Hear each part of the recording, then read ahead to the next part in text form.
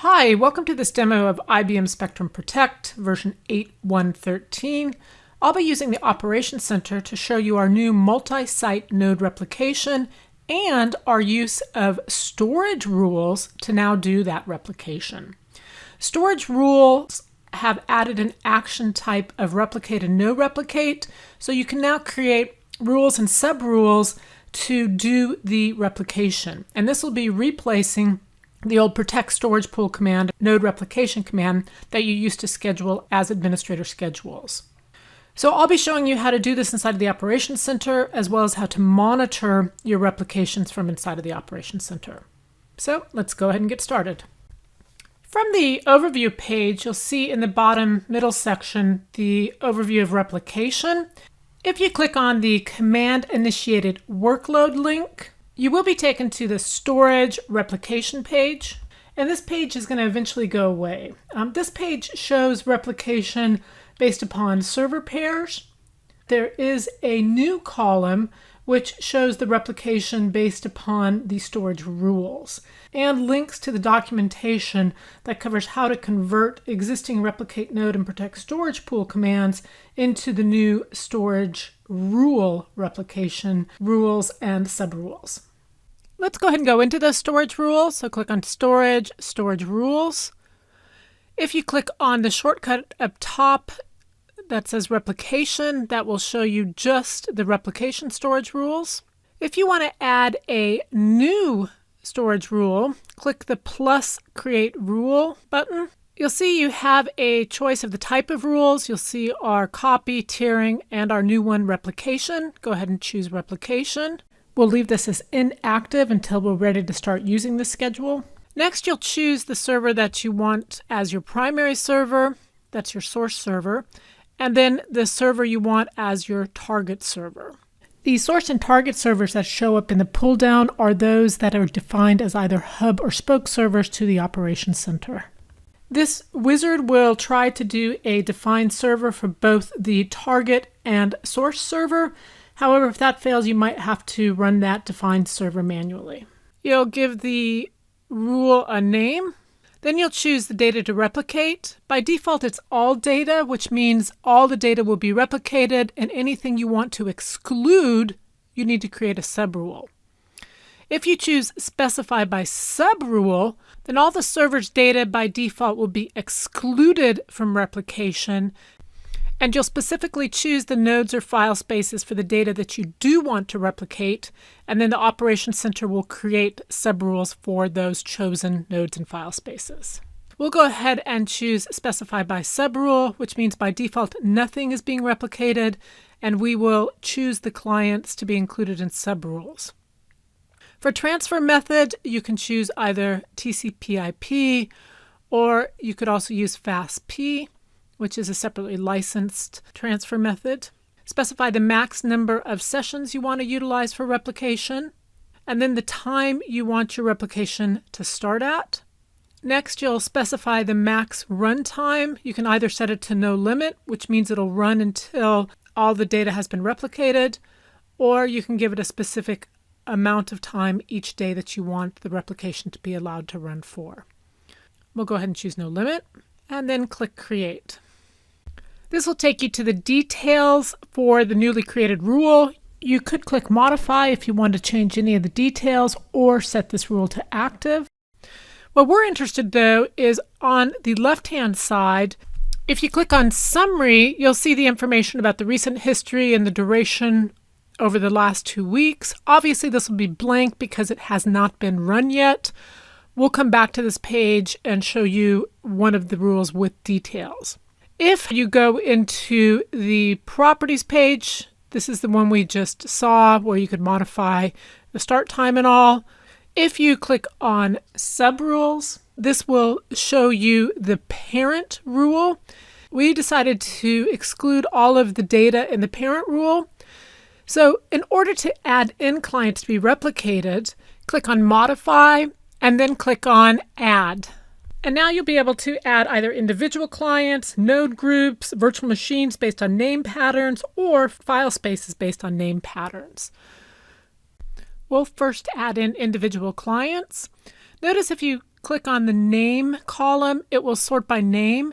And underneath the file spaces, you'll see the individual file spaces for that specific client, but you'll also see all the file spaces listed. So you can either choose individual file spaces or all the file spaces. And you can select one or more just by holding down the control button. After you've selected what clients and file spaces you want to be included, you then need to specify the data type. You can either have all of the data that's associated with those nodes and file spaces, or just the backup data, and or just the archive, and or just the space management data. So we'll go ahead and choose all the data, and then we'll click Add Clients. Now remember, underneath the covers, this is creating a sub rule to include these specific clients, these specific file spaces, and these specific types of data in the replication. Click Add again, and this time we'll choose Node Groups, and this will automatically list any node groups you have on this source server. So we'll choose one of the node groups, and then once again we have to choose the data type. So we'll choose all the data. Go ahead and click Add Node Group. And once again, this is creating a subrule underneath the covers to include this node group. Notice the icon next to the node group. That does specify that this is a node group, and if you hover above it, you'll see the specific clients that are part of this node group. If we go ahead and click Add again, this time we'll choose to include a virtual machine via name pattern. You'll specify the VM owner, and then you can use wildcards to find the specific VMs for that specific VM owner.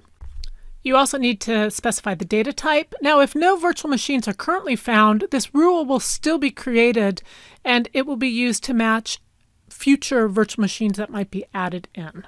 Click Add again, and this time do file spaces by a name pattern. We'll go ahead and choose a file space owner, and then we'll use the wildcards underneath the file space name pattern.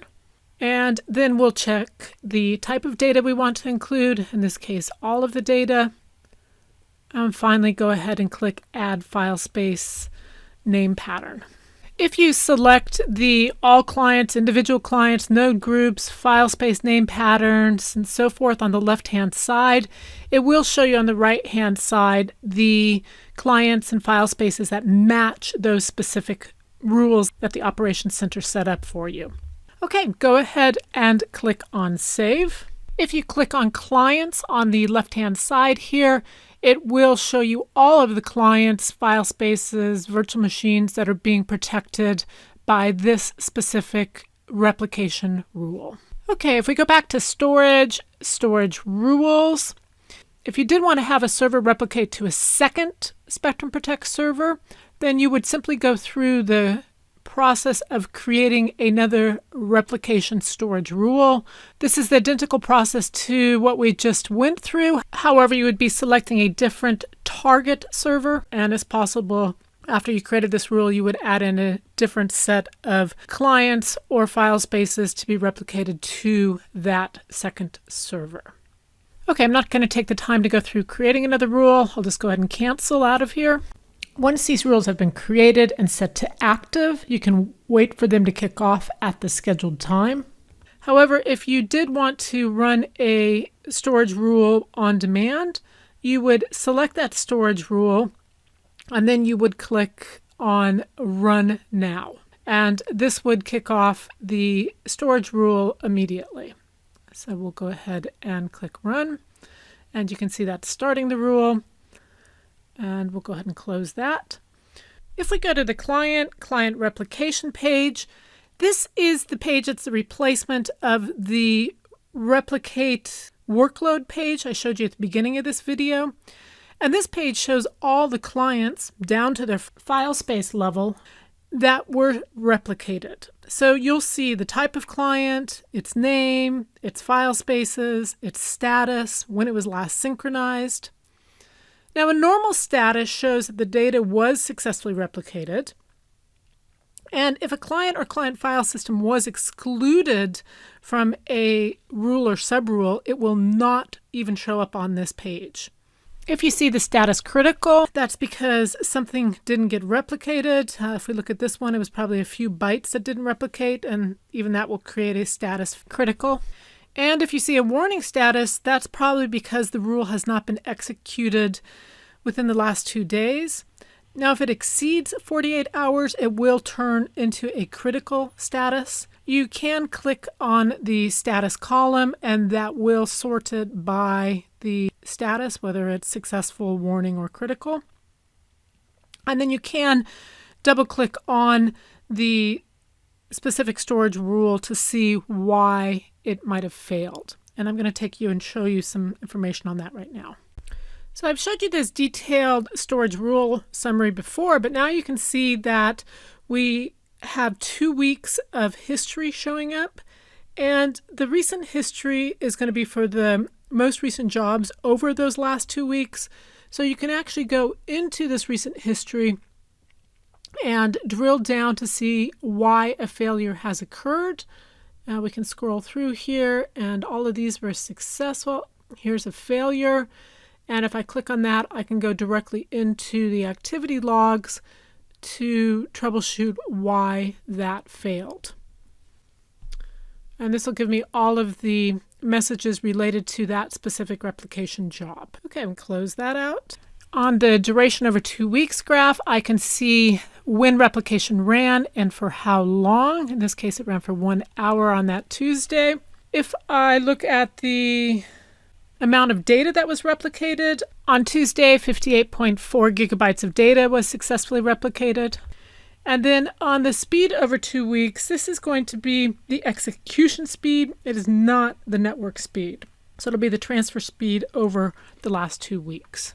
Okay, so in summary, I've shown you how to use the Operations Center to set up node replication to one or more Spectrum Protect server using the new storage rules and subrules. I also showed you how to go in and monitor the status of the replication and look for errors in the activity log if there are any problems out there. Be sure to check out my other videos on multi-server replication. Thanks a lot.